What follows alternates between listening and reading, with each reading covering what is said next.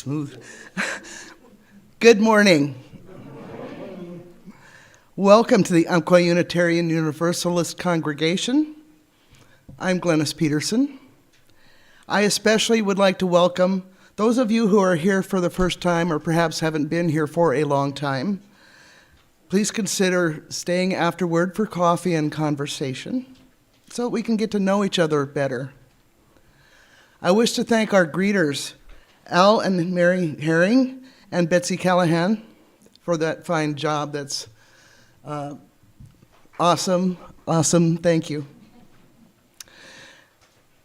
And I would like to welcome our new child care person, Annan Kohlberg. Thank you for joining us, Annan. Today we welcome Reverend Stephen Landale as our speaker.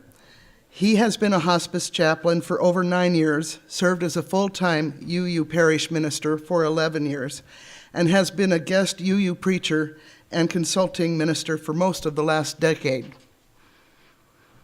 He will be available during the coffee time after service to join in discussion. We're not going to have a directly after service discussion. And we would like to extend a warm welcome to his new bride, Heather. Good to see you.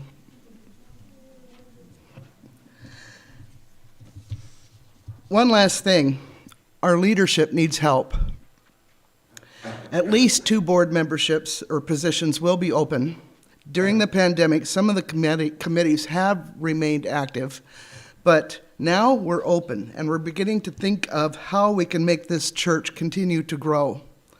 Frankly, the more that you, our congregation, participates, the more we are all rewarded with a stronger, healthier Umpqua Unitarian Universalist congregation. Now, too many people in our community suffer hunger, illness, or homelessness. To help, we join with several Roseburg churches in support of the fish pantry.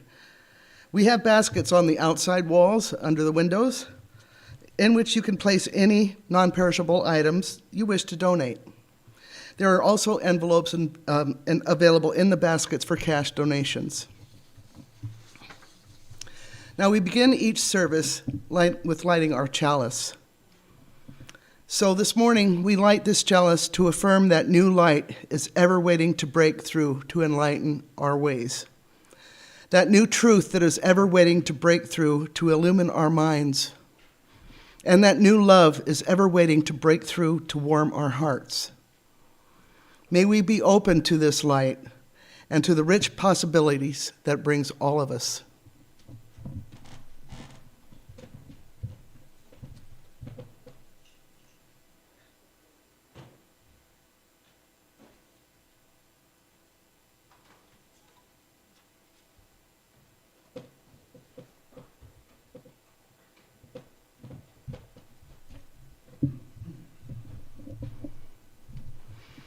Our opening words this morning are a responsive reading, number 438.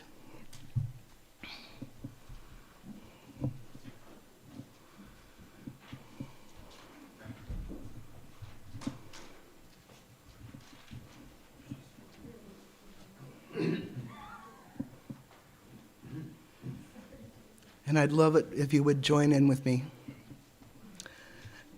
From the east comes the sun, bringing a new and unspoiled day.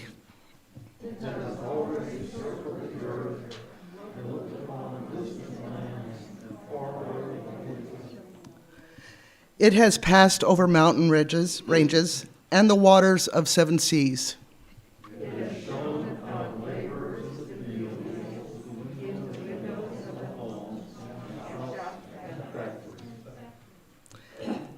It has beheld proud cities with gleaming towers.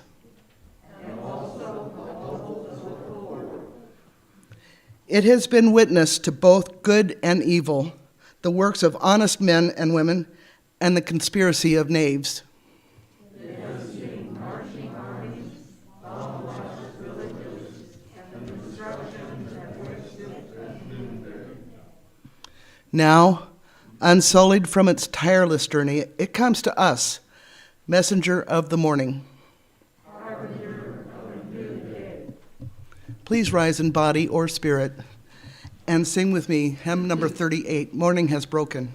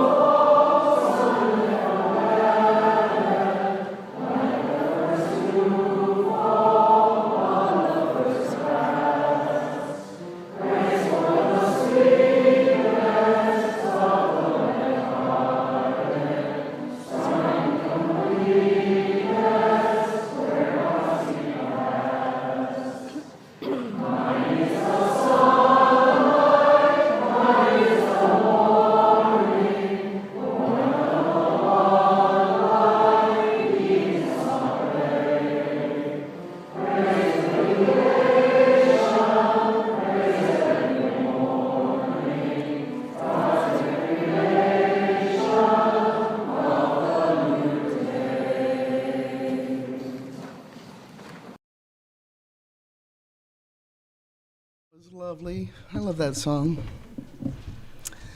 Now, since we actually do have youngsters in our midst, yay, please remain seated while we invite the children downstairs singing Go Now in Peace. The words are in your order of service.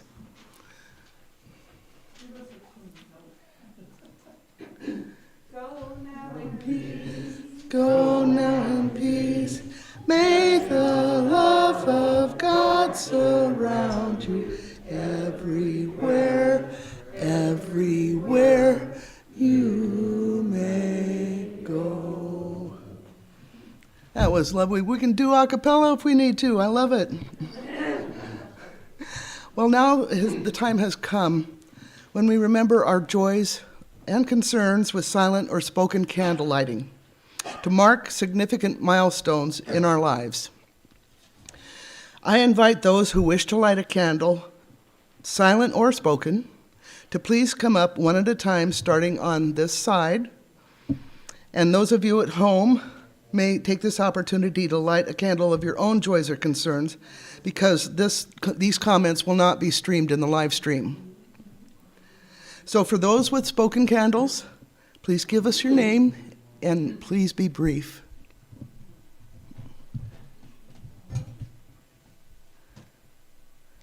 And look what we have.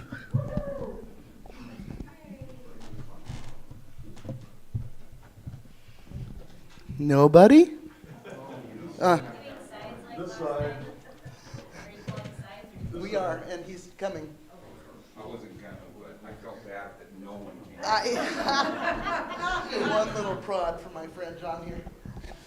You know, I always gave an update on my daughter was going through cancer, and I got fabulous news. She went through treatment, and she's had her last x-rays, not x-rays, but what, thank you. And then she just last month had a reconstructive surgery that was a 10-hour surgery. But she's doing absolutely wonderful. She's back in college. She's getting her master's in counseling, and she wants to see people that have cancer. So, can turn bad things into good. So, yeah, wow. And so I'm back here. I feel like this is home. Thank you. No candle? John? Oh, yeah. Sorry. I was thinking of my daughter. Well, anyone else from this side? Nope. Come on up, Phil.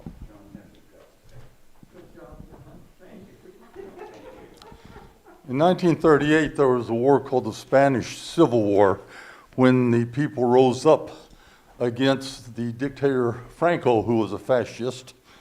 And there was an international brigade that showed up, made up of many nations, including Ernest Hemingway and some other well-known people.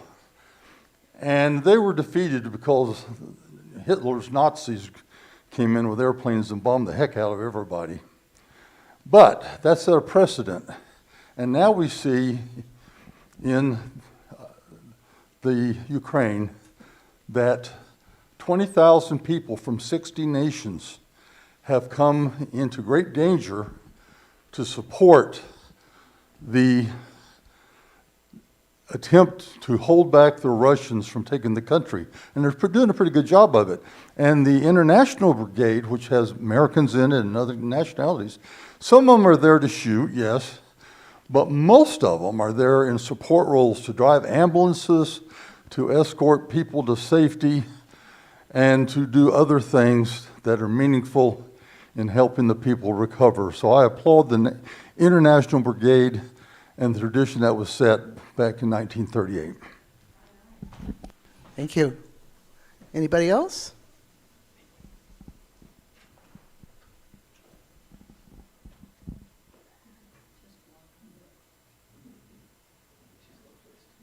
We've got a trick candle for you, Phil.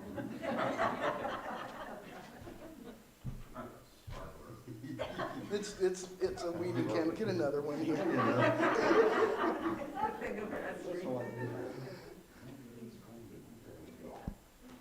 Stephen, thanks. Gonna light a candle for my mother-in-law, Bev, who's been on hospice for 3 years and had a number of declines, but she's having one now. And just pray for her and her husband, Heather's dad, and that she may take good care of her and know how much she's loved. Thank you. Thank you.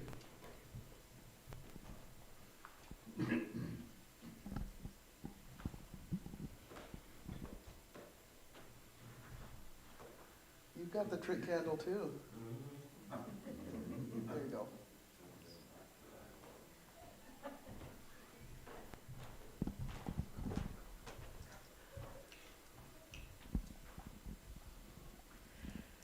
Earlier, when she opened this service,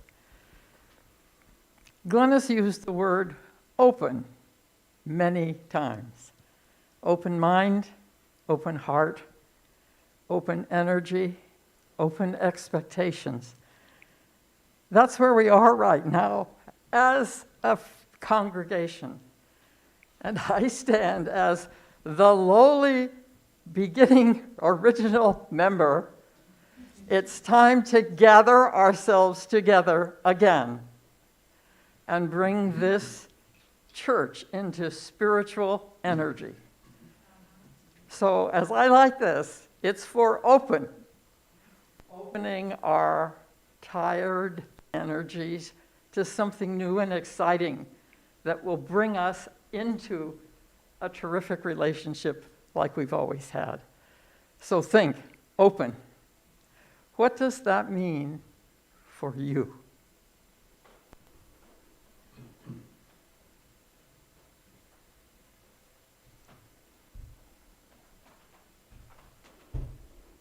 I like it. This thing says strong, strong, strong, strong.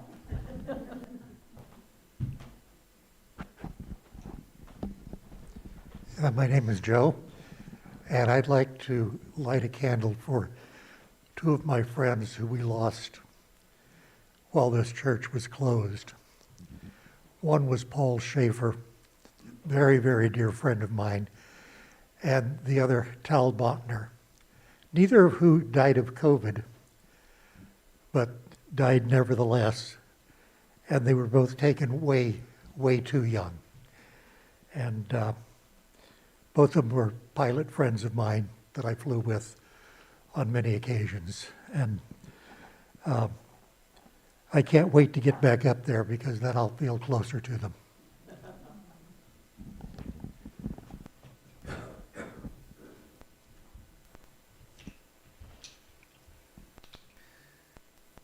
And I too will light a candle for all of that that has come before us, and for all of you.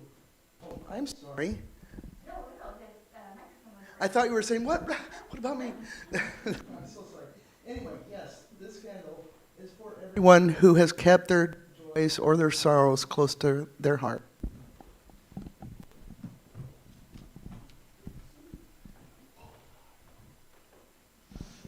Please join me in singing the Spirit of Life.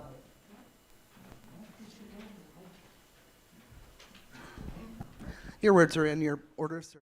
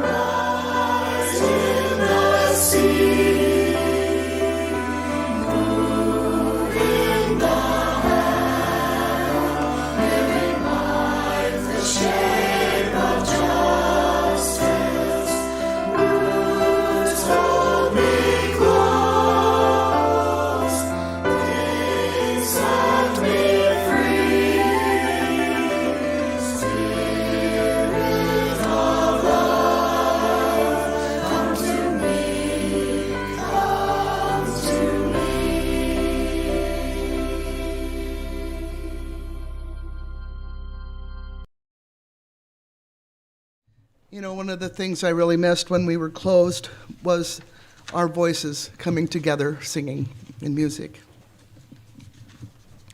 The offering is a sacrament of the free church. We are supported by the voluntary generosity of all who join us. The offering will now be given and received in grateful appreciation of our shared hopes and values.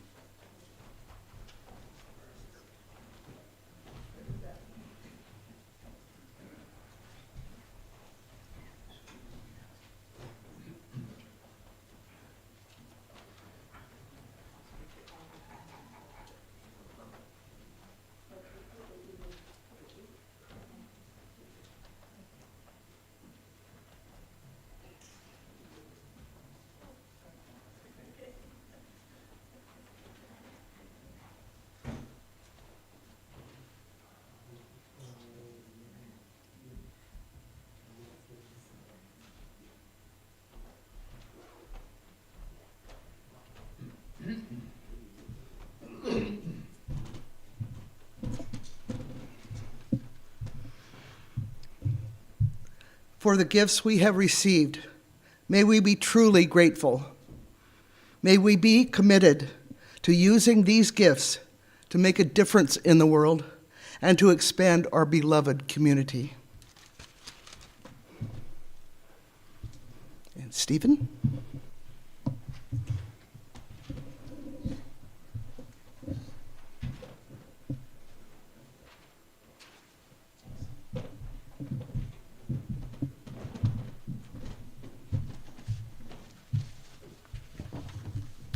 Good to be with you again in person. I'm going to be sharing a reading from Hebrew Scriptures, 2 Kings, and I want to offer a disclaimer for those of you who don't read Hebrew Scriptures or the Bible. These were set in patriarchal times. War and the enslavement of conquered peoples was commonplace then. But if it makes you feel any better, and this and in other Bible stories, some other Bible stories, it's powerful men who are in need of wisdom. This is called the healing of Naaman. Naaman, commander of the army of the king of Syria, was a great man with his master and in high favor, because by him the Lord had given victory to Syria. He was a mighty man of valor, but he was a leper. Now the Syrians on one of their raids had carried off a little maid from the land of Israel, and she waited on Naaman's wife. She said to her mistress, "Would that my Lord were the prophet who is in Samaria. He would cure him of his leprosy." So Naaman went in and told his Lord, "Thus and so spoke the maiden from the land of Israel." And the king of Israel said, "Go now, and I will send a letter to the king of Israel." So he went, taking with him 10 talents of silver, 6,000 shekels of gold — I don't know what a shekel is, but it sounds like a lot — and 10 festal garments. And he brought the letter to the king of Israel, which said, "When this letter reaches you, know that I have sent to you Naaman my servant, that you may cure him of his leprosy." And when the king of Israel read the letter, he rent his clothes and said, "Am I God to kill and to make alive, that this man sends word to me to cure a man of his leprosy? Only consider and see how he is seeking a quarrel with me." But when Elisha, the man of God, heard that the king of Israel had rent his clothes, he said to the king, saying, "Why have you rent your clothes? Let him come now to me, that he may know that there is a prophet in Israel." So Naaman came with his horses and chariots and halted at the door of Elisha's house. And Elisha sent a messenger to him, saying, "Go and wash in the Jordan 7 times, and your flesh shall be restored, and ye shall be clean." But Naaman was angry and went away, saying, "Behold, I thought he would surely come out to me and stand and call on the name of his Lord, the Lord his God, and wave his hand over the place and cure the leper. Are not Abana and Pharpar, the rivers of Damascus, better than all the waters of Israel? Could I not wash in them and be clean?" So he turned and went away in a rage. But his servant came near and said to him, "Father, if the prophet had commanded you to do some great thing, would you not have done it? How much rather then when he says to you, 'Wash and be clean'?" So Naaman went down and dipped himself 7 times in the Jordan, according to the word of the prophet, and his flesh was restored like the flesh of a little child, and he was clean.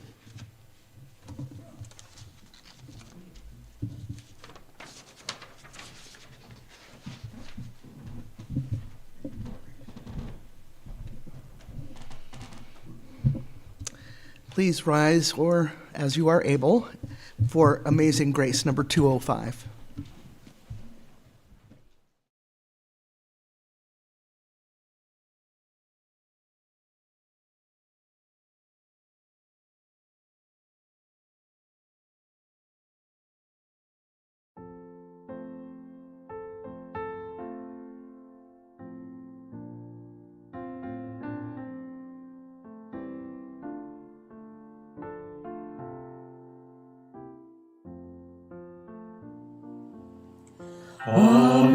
Amazing grace, how sweet the sound that saved a wretch like me.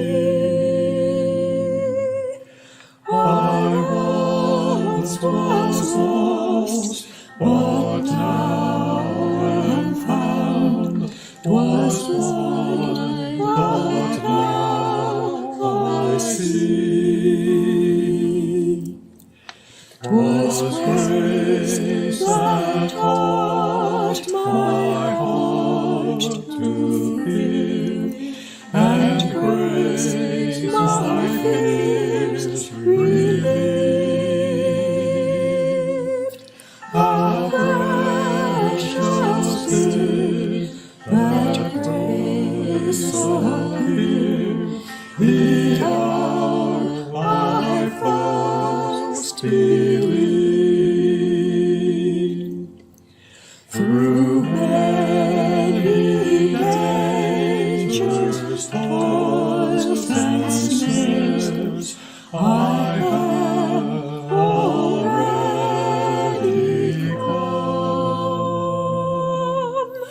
'Tis grace that brought me safe thus far, and grace will lead me home. When we've been there 10,000 years, bright shining as the sun, we've no less days to sing God's praise than when we first begun.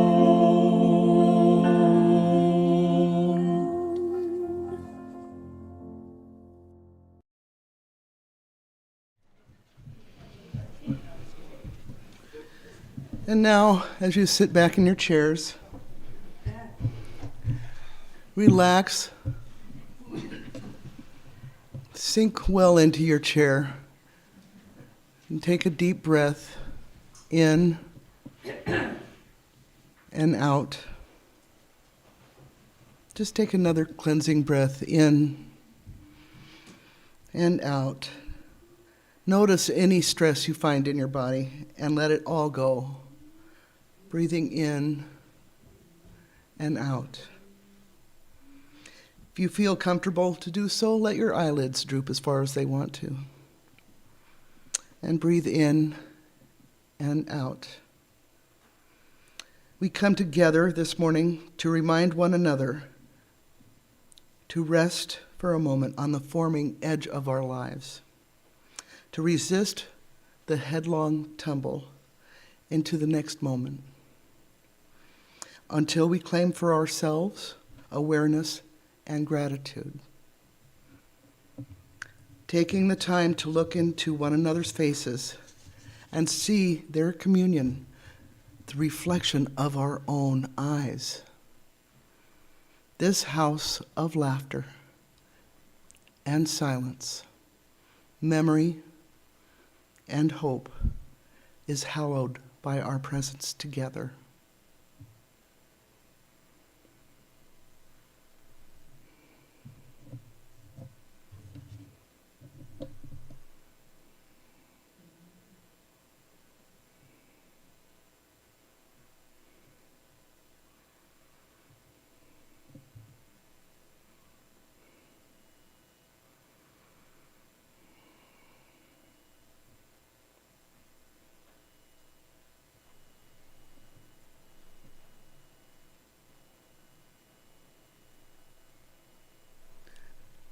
Not that one yet.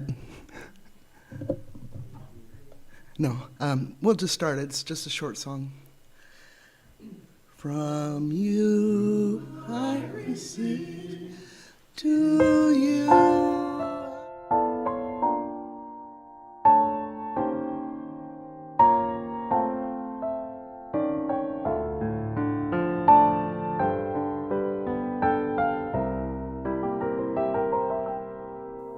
From you I receive, to you I give. Together we share, and from this we live. From receive, to you I give. Together we share, and from this we live. From you I receive, to you I give. Together we share, and from this we live. From you I receive, to you I give. Together we share, and from this we live.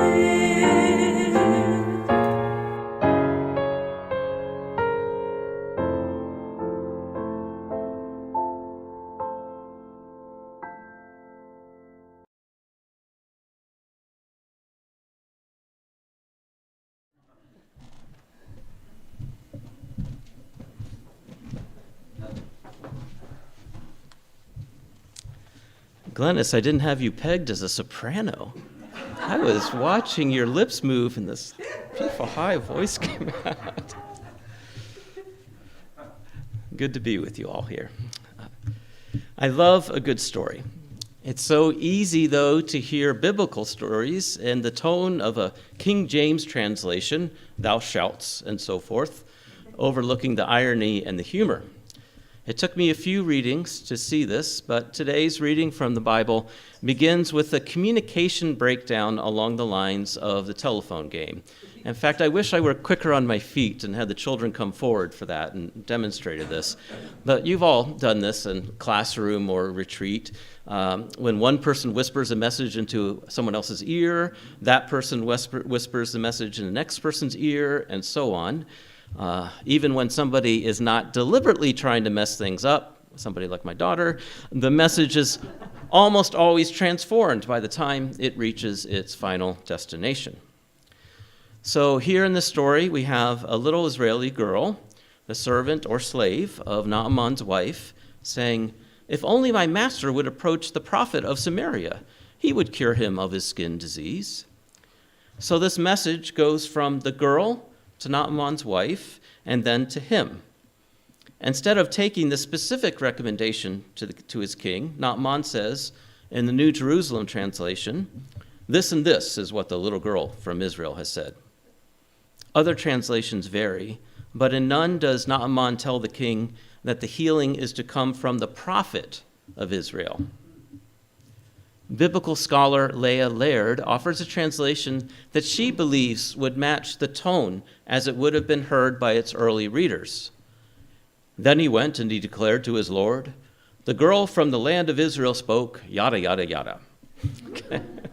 The king of Aram says, 'Go get, I will send a letter to the king of Israel.'" It's funny, but it's also easy to imagine things happening like this. A powerful man hears secondhand of a little girl saying something about healing for him back in her country. He hears Israel healing, and the rest is yada, yada, yada. He listens like a dog, as illustrated in this Far Side comic. What we say to dogs: "Okay, Ginger, I've had it. You stay out of the garbage. Understand, Ginger? Stay out of the garbage or else." What they hear: blah, blah, blah, blah, Ginger, blah, blah, blah, blah, blah, blah, Ginger, blah, blah, blah, blah, blah. That's the way he listens. And the one for cats is just thrown in for good measure. "Well, Fluffy, you've clawed the furniture for the last time. I'll not tolerate you to do that any longer." What they hear: yeah. So, lesson one from this scripture: listen better. And at this point in our cultural evolution, I will add, especially to women and girls. That means us, men and boys. If we have to go back to the Book of Kings, of all places to learn this, that's pretty unfortunate, but here we are. So from here we go on to the Israeli king, even though the little girl very clearly said prophet, not king. So the result of this error: loss of wasted mileage. And there were no cars in those days, so this is serious. the king of Israel's clothes being torn, and perhaps even a chance of war, as the king of Israel presumed this impossible request was to be kind of an excuse for an attack. After traveling many miles to the king of Israel, now Naaman travels many miles again to Elisha the prophet, a prophet who performed his own miracle of the loaves, by the way, long before Jesus, but also a prophet who you really, really, really don't want to call Baldy. But that's a sermon for a different day. I need a glass of water here, excuse me.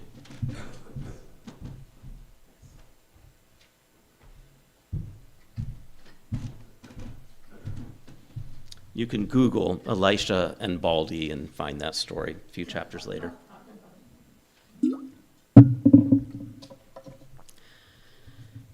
After all of these miles and bringing all of these riches, Naaman seems to expect a personal meeting with the prophet. By the time he gets there, the prophet does not live next to the king. But he doesn't even get a 10-minute stand-up meeting without tea, the way corporate executives often meet nowadays, when such a meeting is even granted. So, how is Naaman, the general, greeted by the prophet Elisha? He is greeted at the door by the prophet's messenger. He is not even invited inside, and the messenger who tells him, as Naaman seems to have heard it, go jump in a lake. Our lake, or river if you want to be picky about it. 7 times. That should do it. Bye. Just a slight stretching of the text there. But here, word for word, is Naaman's response, as translated in the New Jerusalem Bible. But Naaman was indignant and went off saying, here was I, thinking that he would be sure to come out and stand there and call on the name of Yahweh his God and wave his hand over the spot and cure the part that was disease. Surely Abana and Parpar, the rivers of Damascus, are better than any water in Israel. Could I not bathe in them and become clean? And he turned round and went off in a rage. I absolutely love this little rant of Naaman's. The Bible can be truly funny. Here's a modern retelling of Army Commander Naaman's little tantrum. Here was I, thinking that the doctor would come out in her white coat and just give me stronger heartburn medicine prescription. Instead, I meet with a nurse who hands me a sheet of paper telling me to stop eating spicy food or pizza with beer and going dancing. It even tells me not to lie down after I eat, and get this, not to eat too much, and nothing at all within 2 hours of my bedtime. I don't even have a bedtime. I just crash when I've had enough pizza and beer. Where's my gosh darn Prilosec?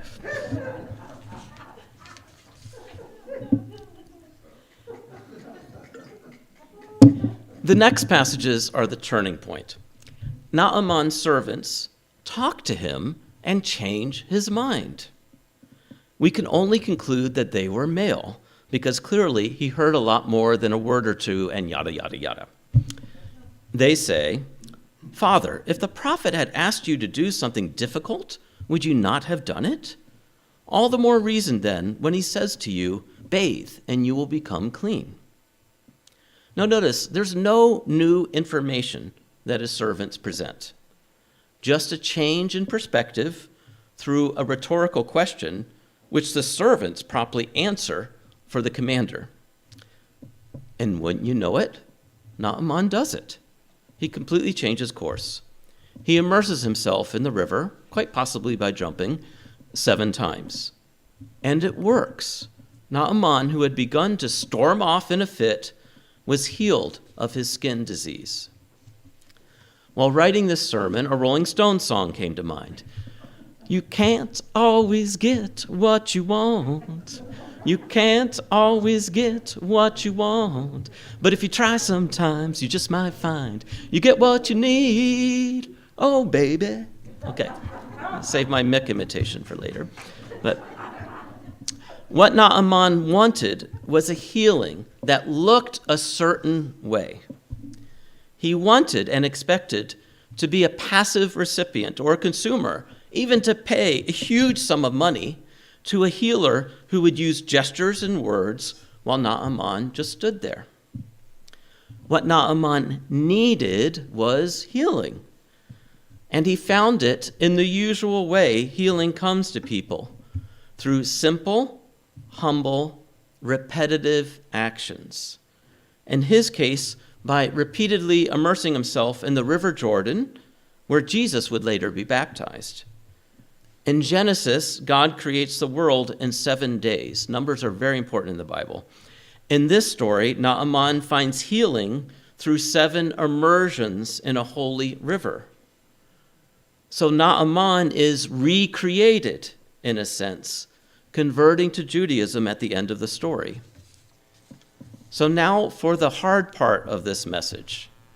How are we, every one of us sitting or standing in this room, like Naaman? How often do we feel afflicted with something or someone and say we'd do anything to remedy the situation, maybe even traveling miles and spending lots of money like him, while resisting the simple, humble, repetitive actions that will bring us the peace we claim to desire? Physical health examples abound. Many of our health challenges can be at least managed better with good, steady habits. Some can be managed completely. But so often we seek the quick fix, and the expensive one if we can afford it. I came all the way to Portland so a doctor could tell me to go for more walks and cut out red meat. Physical health isn't the only arena in life in which we can be like Naaman. Emotional and spiritual health have parallels in this story as well. Here's a variation on the theme. Just say you're sorry. But I'm not the one to blame. He's to blame. She's to blame. They're all to blame. If you could end the situation by spending $1,000 and cleaning out your sloppiest neighbor's garage, would you do it? Well, yes. Then just say you're sorry. Apologizing, asking for forgiveness, whether we think we're right or wrong, and forgiving others and ourselves.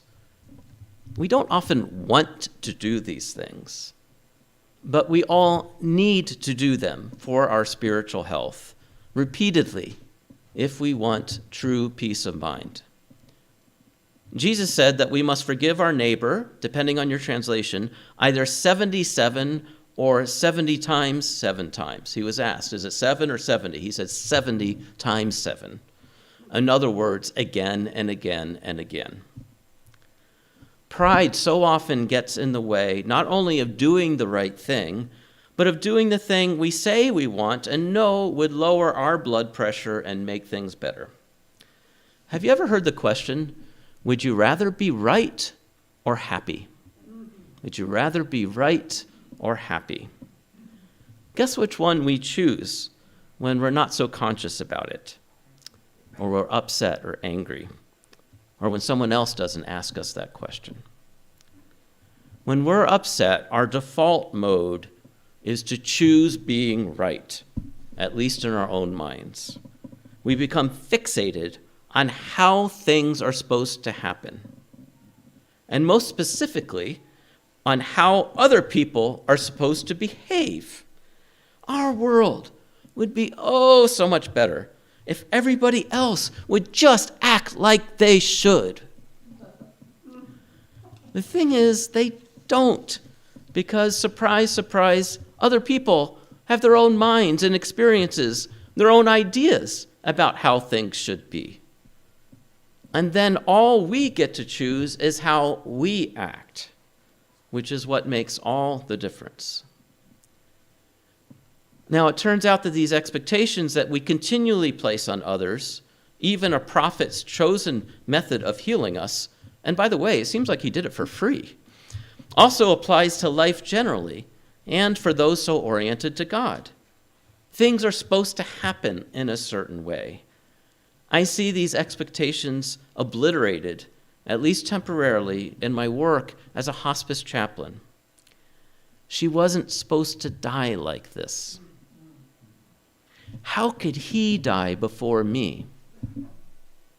I never imagined things would drag on like this at the end, with all of my family and friends already gone. Why won't God just take me? I wish the Willamette River or the Umpqua River had the healing effects of the River Jordan. If it did, my job would be much easier. But while literally bathing in a river might not be an option or might not be curative if it were one, the story points us in the right direction. Don't resist the situation. Just release yourself to others and to a higher power.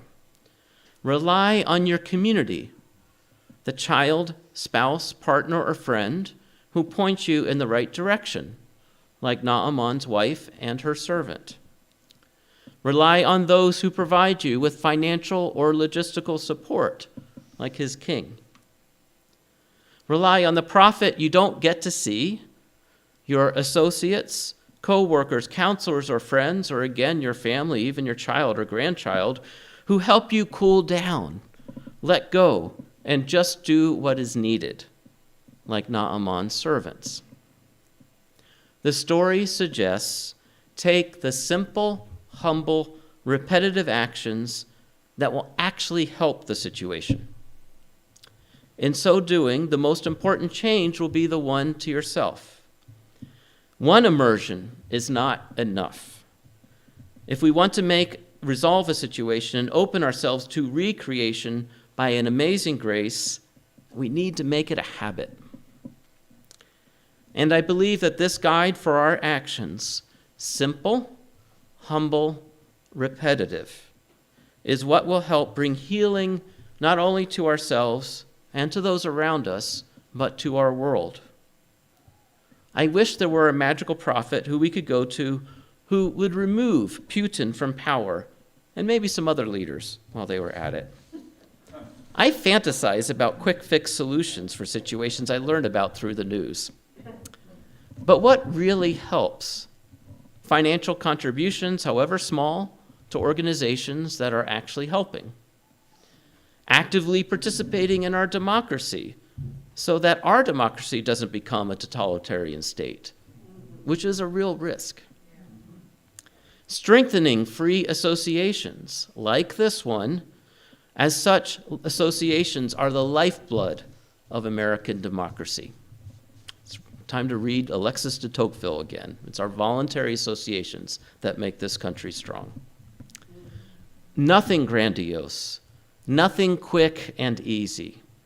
Simple, humble, repetitive actions that hopefully become appealing to others who act in kind. It can be contagious.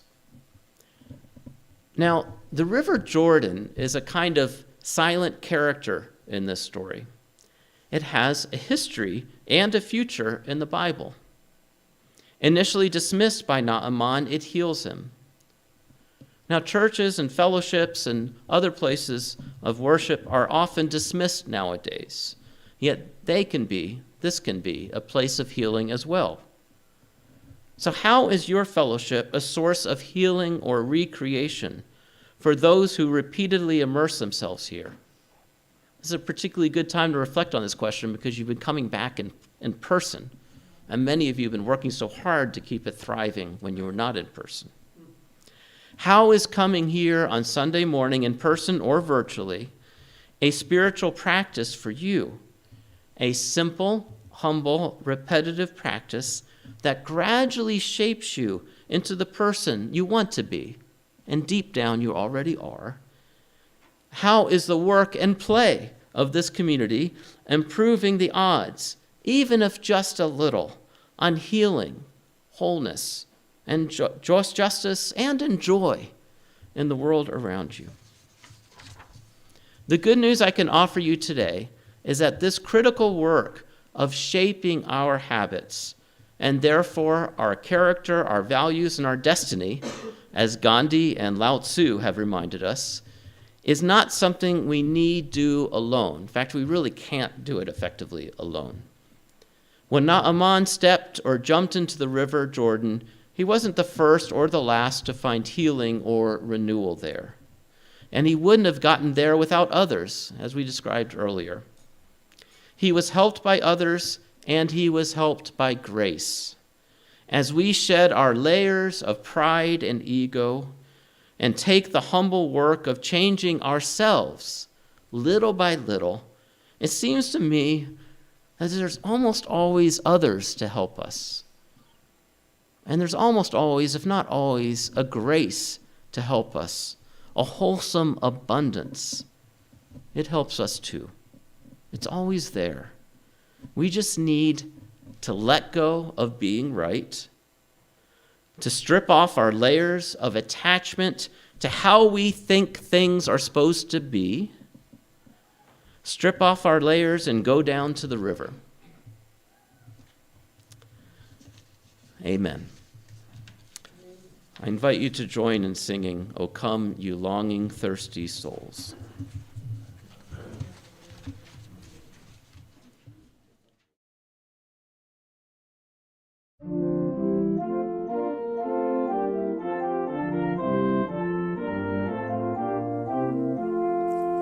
O come, you longing, thirsty souls, drink freely from the spring.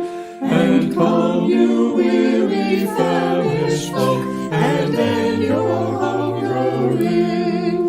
Why spend yourself on empty head? Why not be satisfied? For everywhere a feast is spread, that's always at our side. For as the rain and snow above fall not in vanity, but for this purpose water to feed humanity, so shall the word of Spirit serve and seed within our home, that we may bear so rich a yield as brings the harvest home. For we shall go in peace secure and live in joy sublime. The hills outside will burst with song, the trees will clap in time. No more shall thorns and nettles grow, the bay tree and the pine shall sign for us the eternal name that makes the world a shrine.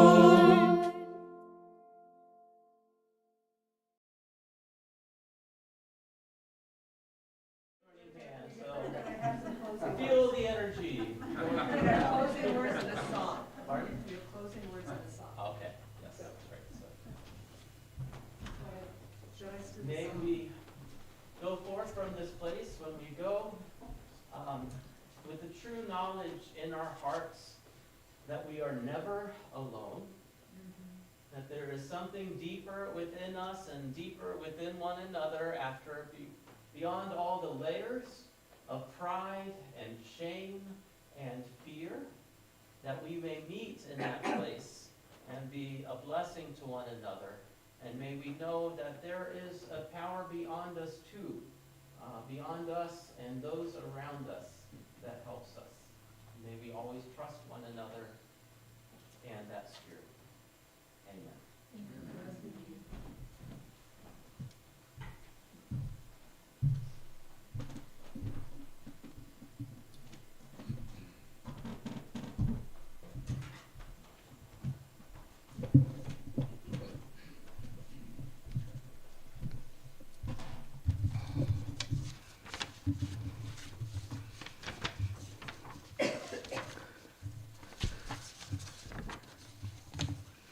Like the flame of the chalice, may the flame in our hearts burn, remaining unextinguished. May it ignite our energies, our drive, our resolve to dream, to build, and live into the world. That good which exists for now only in our imaginings. Join me now in singing Gold Lifted Up. The words are in your order of service.